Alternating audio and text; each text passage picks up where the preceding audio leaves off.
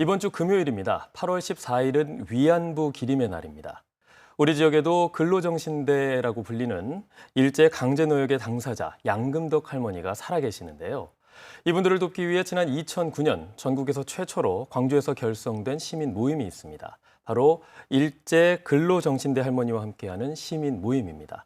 벌써 11년째 함께하고 있는 이국원 대표 모시고 오늘 자세한 얘기 나눠보도록 하겠습니다. 안녕하십니까? 예, 반갑습니다. 네, 근로정신대 할머니와 함께하는 시민 모임 벌써 10년 넘게 활동을 하고 있는데 아직 잘 모르시거나 좀 헷갈리시는 분들도 있으실 것 같습니다. 먼저 이 근로정신대 정확히 어떤 의미인 건가요? 예, 앞에 근로라고 하는 이 두 글자를 생각하시면 쉬울 것 같습니다. 네. 바로 강제 노동 피해자이십니다. 예, 그런데 이제 지금까지는 모두 일본군 위안부 피해자로 이렇게 잘못 오해해 왔습니다. 네.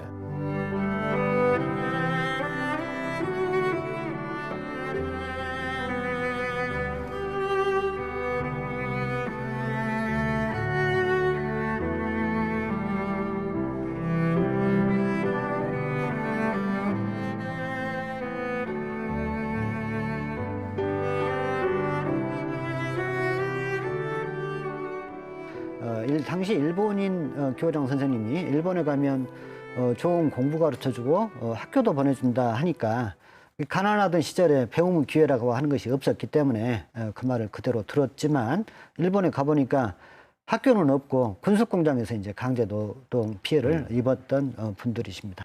거기에는 이제 10대 어린 그 소녀들까지 그 피해를 피해가기 어려웠습니다. 이분들을 지원하기 위해서 2009년에 지금은 근로정신대 할머니와 함께하는 시민 모임을 광주에서 결성을 하게 됐고 한국 사회에서 근로정신대는 그동안 잊혀진 존재였기 때문에 지원단체가 한 곳도 없었습니다. 그래서 광주에 있는 단체이긴 하지만 사실 전국에서도 유일한 단체 역할을 하고 있습니다. 사실 2009년도에 뭐 시민 모임을 만들기는 했지만 한치 앞을 내다볼 수 없는 도대체 무엇으로부터 실마리를 찾아야 될지 그저 막막하기 그지 없었습니다. 뭐 시민 모임이라고 하는 이름만 있을 뿐 사무실 한 칸 제대로 있는 것도 아니고 또 회원들도 뭐 몇 분이 안 돼서 뭐 그렇지만 그냥 뭐 있을 수는 없고 뭐라도 해보자 할 때 마치 그 미쯔비시 자동차가 서울, 부산에 이어서 광주에 광주시청 맞은편에 전시장 문을 열었어요. 네. 피해자가 살아있는 그 면전에 사죄 한마디 없이 저 기업의 이익을 위해서 전시장 문을 연다라고 하는 것이 용납되질 않았었고 그것을 하나의 실마리로 해서 문제를 풀어보자 해서 이제 점심시간을 이용해서 이제 1인 시위를 시작을 했지만 정말 뭐 앞을 전망할 수는 없었습니다. 그런데 참 그 많은 시민들께서 이 1인 시위를 걱정을 해주시고 또 자발적으로 1인 시위에 참여해 주면서 오히려 이 1인 시위가 이 투쟁의 중요한 도화선이 됐습니다. 그러면서 몰랐던 근로정신대 문제도 많이 알게끔 되고 또 할머니들의 억울한 사연을 광주 이외의 지역으로 알려내는 하나의 뭐 전파자 역할을 하는 뭐 그런 공간이 됐습니다. 2012년 같은 경우에는요, 광주시의 전국 최초 근로정신대 지원 조례가 만들어졌습니다. 원래는 일본 정부나 해당 가해기업이 책임져야 될 일이긴 하지만 그럼에도 불구하고 우리 정부의 책임도 결코 적지 않습니다. 그런데 우리 정부는 일본군 위안부 피해자분들을 지원하는 지원법은 있지만 근로정신대 문제까지는 아직 그 인식이 따르지 못해서 사실 아무런 지원이나 어떤 국가의 도움이 없어 왔던 상황이죠. 그런 속에서 광주에서 처음으로 피해자 지원 조례를 만들게 됐는데 광주에서 조례를 만들다 보니까 다른 지역에 계신 피해 할머니들이 광주를 그렇게 부러워 보여 하면서 우리 지역에도 이런 것들이 있었으면 좋겠고 누가 도와줄 사람이 없느냐 이렇게 해가지고 광주를 시작으로 해서 전남, 서울, 경기, 인천, 전라북도, 올해 경상남도까지 해서 7개 광역 시도의 피해자를 위한 지원 조례가 지금 제정이 되어 있습니다. 네, 말씀하셨지만 이제 광주가 시작이 돼서 전국적으로 퍼져나가는 그 시초가 광주가 됐는데요. 물론 그 11년을 돌아봤을 때 성과도 있었습니다만 좀 안타깝거나 이해하기 힘든 것들도 있지 않았습니까? 특히 미쓰비시의 정말 그 상식 이하의 99엔 지급. 이건 지금 생각해도 좀 어이가 없지 않나. 아, 참 참담하죠. 네.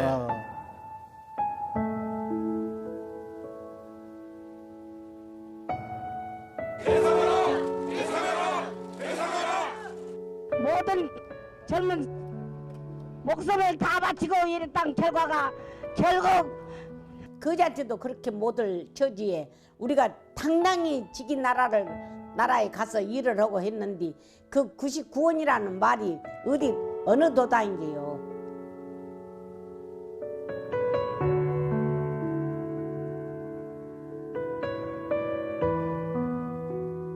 세상에 이럴 수는 없지요.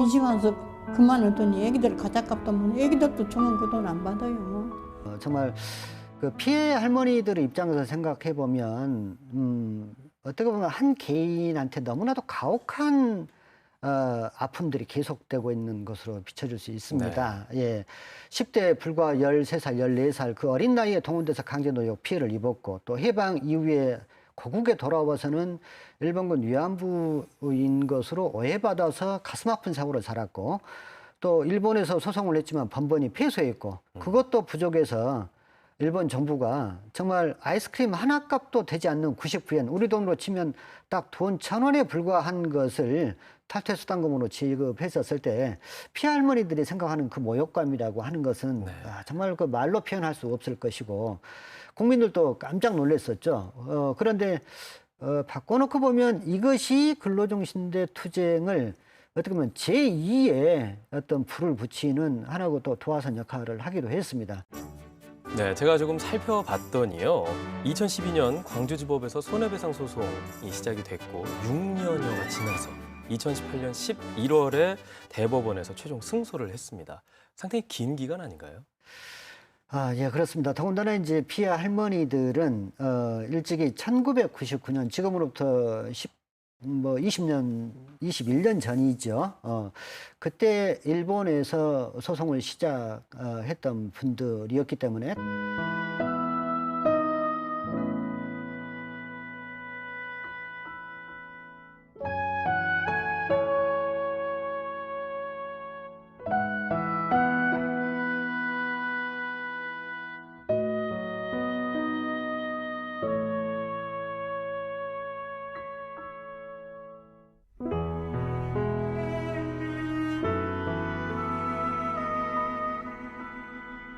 다시 한국에서 2012년 소송을 시작하는 것이 정말 머나먼 길을 다시 시작하는 심정이었습니다. 네.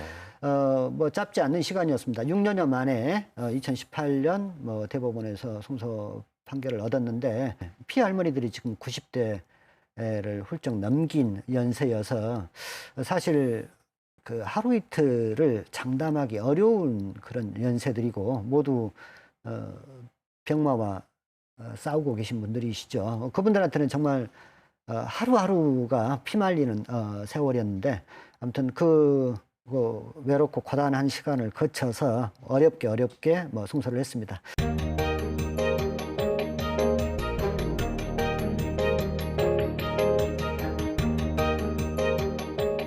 회복 만세! 만세! 회복 만세!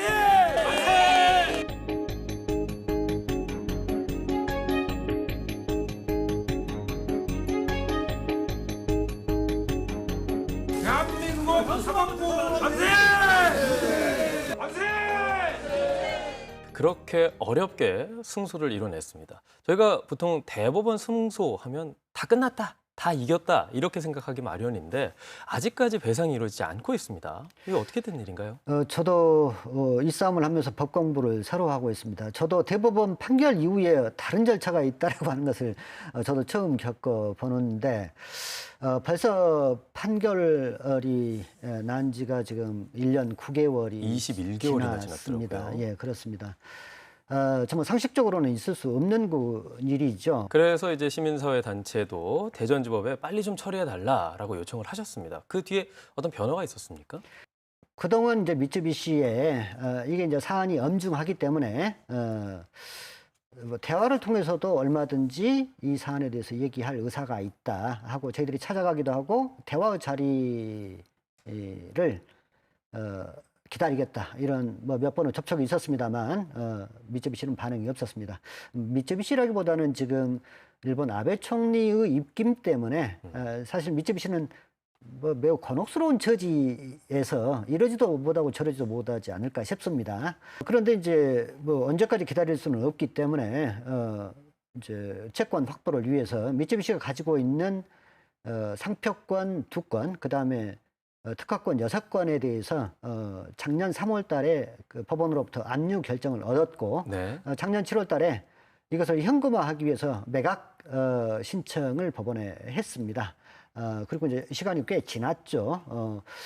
뭐 꼭 매각만이 방법은 아니고 그것이 유일한 수단이라고는 저희는 생각지는 않습니다. 가능하면 대화를 통해서 이 문제를 해결하고 또 일본 정부나 일본 기업의 입장에서도 단순히 그 돈을 지급하는 방식으로 마지못해 지급하는 방식으로 이 문제가 해결된다라고 했었을 때 이게 역사 화해라고 보기는 좀 어렵겠죠. 그래서 돈이 문제가 아니라 미쯔비시의 진정한 그 사죄 표명을 끌어내는 이것도 매우 중요한 의미가 있기 때문에 압류가 아닌 방법을 택하고는 싶습니다만 이게 불가피하게 안 된다라고 하면 법원이 조속히 절차를 이용해서 피해 할머니들이 지금 속수무책으로 돌아가고 계시는데 더 이상 기다릴 시간이 없으니까 이 절차를 좀 빨리 당겨달라라고 하는 요청을 지금 저희가 법원에 드리고 있는 상황입니다. 네.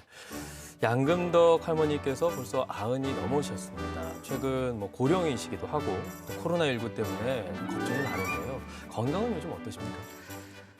양금덕 할머니가 뭐 탁월한 건강을 가지고 계시죠. 그래서 이제 건강은 뭐 아주 괜찮으십니다. 그런데 양금덕 할머니의 경우이고 대부분의 할머니는 지금 요양병원 생활을 하고 계십니다. 네.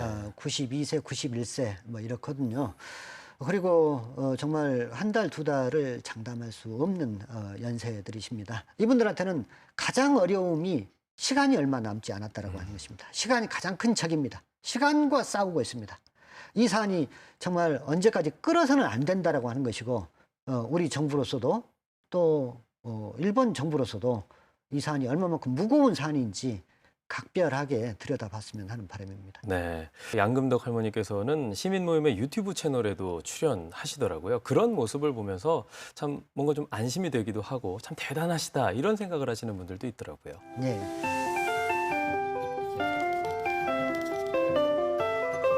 할머니는 어떻게 일본에 가신 거예요?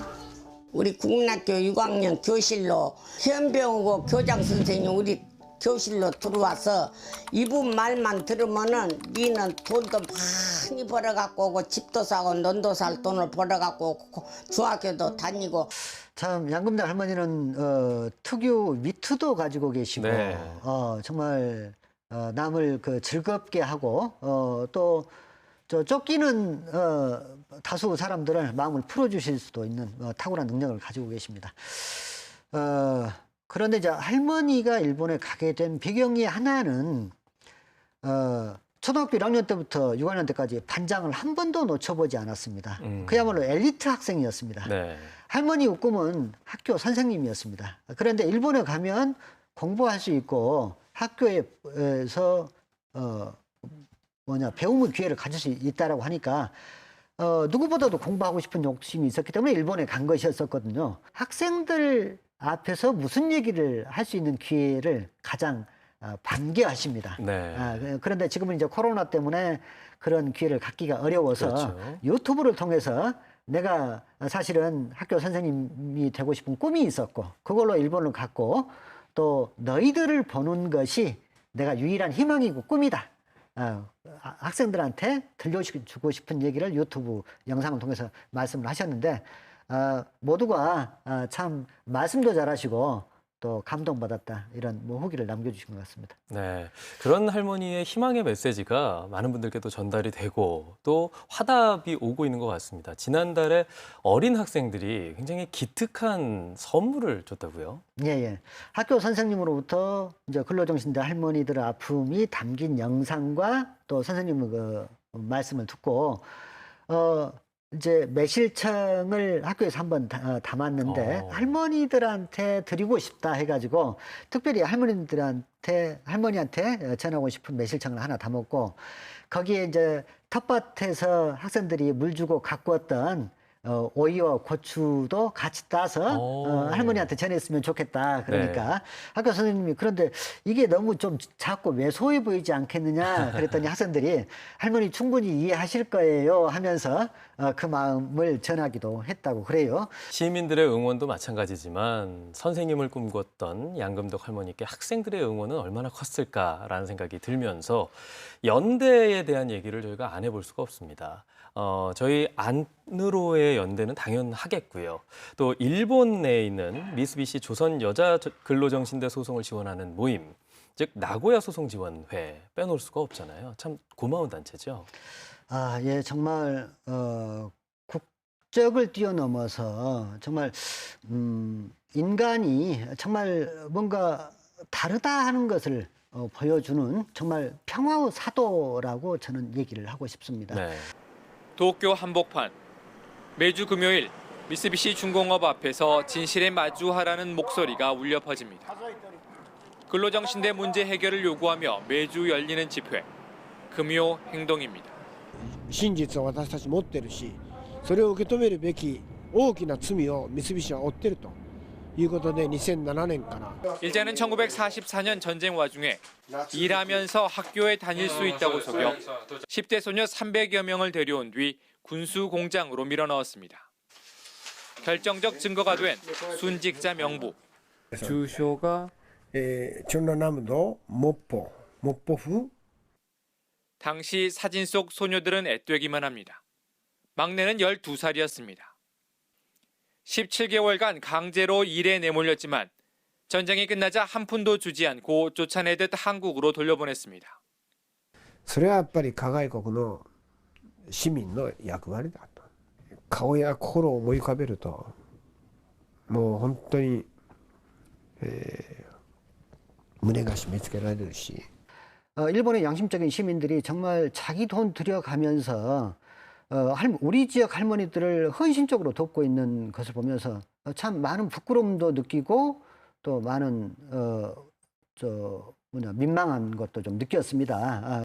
일본의 그 양심적인 시민들이 하는 일이라고 하는 것은 자기 나라가 과거에 잘못을 저질렀던 어쩌면은 정부는 감추고 싶어 하는 그 폐부를 세상에 드러내는 일인데 이게 얼마나 어려운 일입니까? 더군다나 일본이 상당히 우경화의 길을 걷고 있는 속에서 이 양심의 목소리를 내는 것에 대해서 일본의 많은 국민들이 과연 얼마만큼 그 활동을 지지할까 싶을 때 정말 결코 쉽지 않은 일입니다.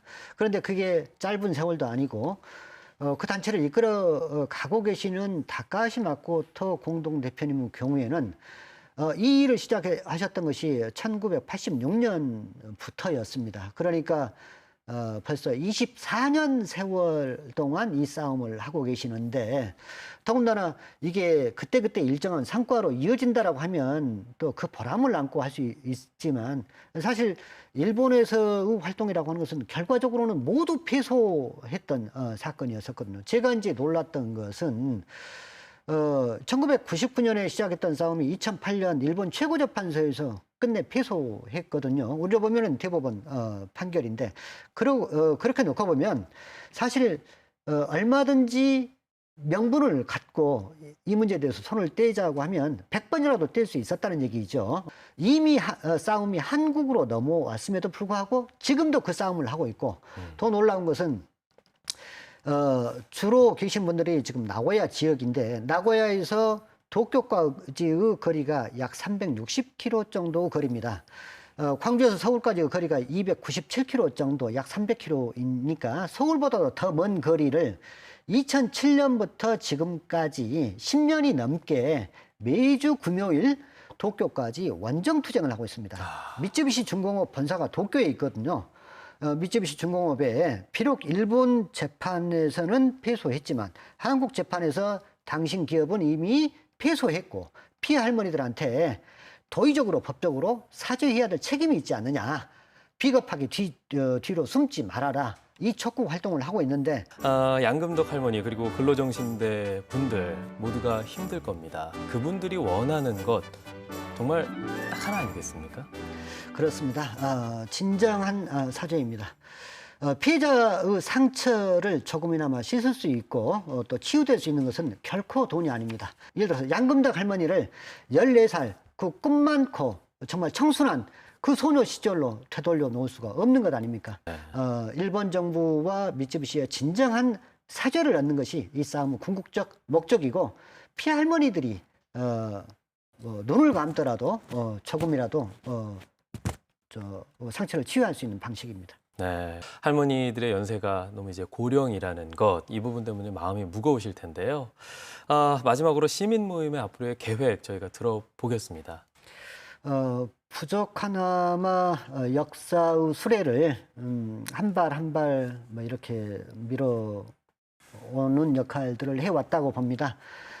몇 사람의 의지가 있다고 해서 될 문제는 아니고 또 시민 모임만의 힘으로는 될 수 없었습니다. 정말 많은 그 시도민 또는 우리 국민들의 성원과 응원 때문이었습니다.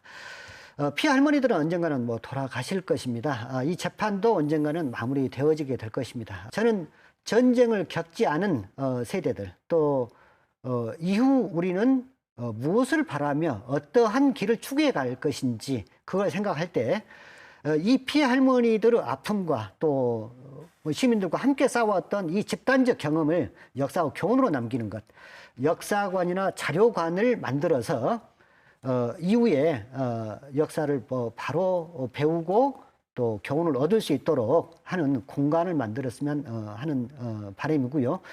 역사라고 하는 것이 딴 데 있는 것이 아니라 우리가 바로 역사와 물줄기를 바꿔내는 역할을 하기도 하구나 하는 이 경험을 한번 남기고 싶습니다. 네, 저희가 계속 응원하도록 하겠습니다. 오늘 말씀 고맙습니다. 네, 감사합니다. 근로정신대 할머니와 함께하는 시민 모임의 활동을 보면서 지치지 않고 일희일비하지 않고 뚜벅뚜벅 걸어가는 것에 힘을 느낄 수가 있습니다. 이렇게 세상을 바꾸는 건 찬란한 게 아닌 작지만 선량한 이 양심을 가진 사람과 실천, 연대 모두의 힘일 것입니다. 시민 모임도 일본에게 진정한 사죄를 받는 그날까지 절대 지치지 않았으면 좋겠고요. 더 많은 시민들이 함께하기를 기대해 보겠습니다. 집중 인터뷰 이 사람 오늘 순서 여기서 마치겠습니다. 함께해 주신 여러분 고맙습니다.